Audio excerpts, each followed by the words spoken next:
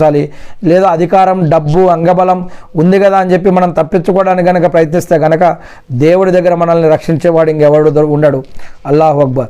ఇక కుర్బానీ బలి చేయాలి. కుర్బానీ అంటే మరి ఈ యొక్క బక్రీద్ పండగకి కుర్బానీ ఏదైనా ఉందో స్తోమత ఎవరికైతే ఉందో ఖచ్చితంగా అల్హమ్దుల్లాహ్ కుర్బానీ ఇవ్వాలి. అక్కడ పిసినారితనం చూపించవద్దు, అదేవిధంగా ఈర్ష్య పడవద్దు, అదేవిధంగా దికావా కూడా చేయవద్దు, గొప్పలు చెప్పుకోవడం కోసం చేయవద్దు. ఖురాన్లో 107వ సూరా చూడండి, ఎవరైతే గొప్పలు చెప్పుకోవడం కోసం చేస్తారో వారి యొక్క గొప్పలకు తగ్గట్టుగానే అది వేస్ట్ అయిపోతుంది, అది అల్లాహ్ వద్ద స్వీకరించబడదు. ఎందుకంటే అల్లాహ్ సుబ్హానహు వ తఆలా క్లియర్గా చెప్తున్నారు 107వ సూరా అల్ ముమినూన్లో, ఎవరైతే దికావా కోసం పేరు కోసం గొప్ప కోసం ఏవైతే చేస్తారో అవి ఇక్కడ వారికి ఆ విధంగానే లభిస్తాయి.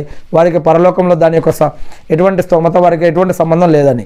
ఎందుకంటే ప్రవక్త ముహమ్మద్ సల్లల్లాహు అలైహి వసల్లం గారి యొక్క ఒక హదీస్ ఉంది, ఎవరైతే తమ యొక్క జ్ఞానాన్ని అధికారాన్ని డబ్బుని ఇల్ముని ఏ విధంగా ఏ ఉద్దేశంతో ఖర్చు పెట్టారో ఆ ఉద్దేశం ప్రకారం వారికి ప్రతిఫలం ఇవ్వబడుతుంది.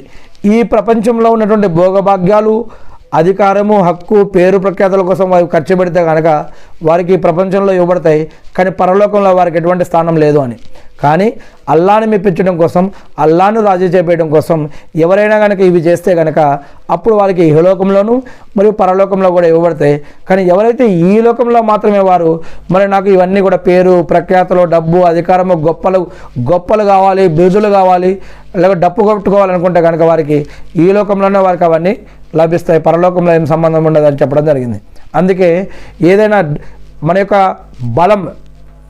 బలం కానీ లేదా జ్ఞానం కానీ ఇల్ము కానీ ఏదైనా కానీ అవి కేవలం అల్లాహ్ని మెప్పించడం కోసమే వాడాలి, కానీ మరి ప్రజలను మెప్పించడం కోసం కాదు అని గుర్తుపెట్టుకోవాలని ఇక్కడ చెప్పడం జరుగుతుంది. ఏదైతే మరియు ఎవరైతే నిజమైన పాలకులు ఉన్నారో ఆ యొక్క పాలకులు నాయకులు ఎవరైతే ఉన్నారో వారికి సహకరించాలి, వారికి సపోర్ట్ చేయాలి మంచి పనుల్లో మంచి విషయాలలో.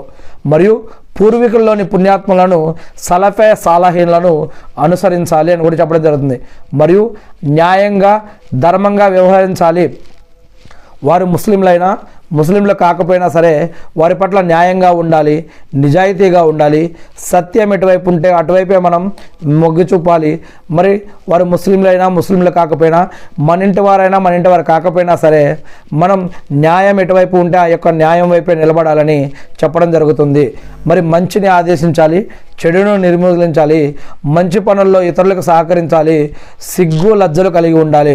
సిగ్గు అనేది ఇస్లాంలో ఒక భాగంగా చెప్పడం జరుగుతుంది, విశ్వాసంలో ఒక భాగంగా చెప్పడం జరుగుతుంది. ఈ యొక్క సిగ్గు కూడా చాలా యొక్క చెడు పనుల నుంచి మనల్ని రక్షిస్తుంది. సిగ్గు అనేది ఉండటం, లజ్జ అనేది ఉండటం